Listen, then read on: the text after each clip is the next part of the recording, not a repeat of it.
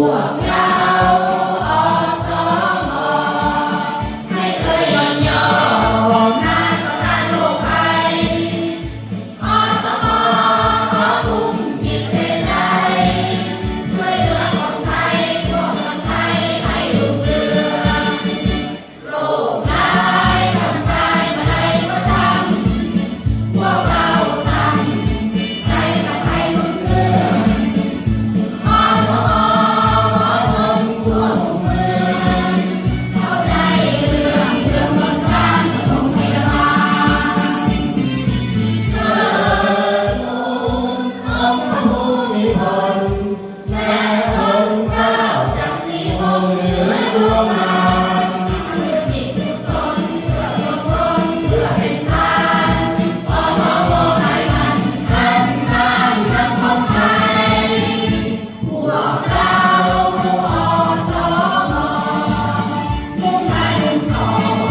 งานที่อันยิ่งใหญ่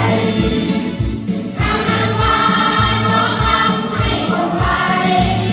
ทุกคนสิ้นภัยสุขภาพดีทั่วกันเลย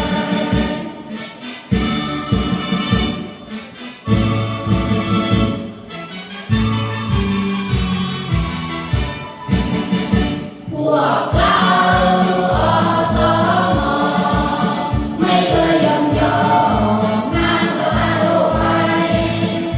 อสมขอทุ่มจิตเทใจช่วยเหลือคนไทยทั่วเมืองไทยให้รุ่งเรืองโรคร้ายทำร้ายมาใดก็ช่างพวกเราทำใจกับไทยรุ่งเรือง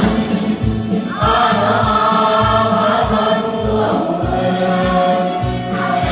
เรื่องบนทางปฐมพยาบาลเชิญทูลองค์พระผู้มีพลและพระเจ้าจากที่ห้องเหนือดวงดาวทำด้วยจิตกุศลเพื่อทุกคนเพื่อเป็นทานอสมให้มันสรรสร้างสังคมไทยพวกเราอสม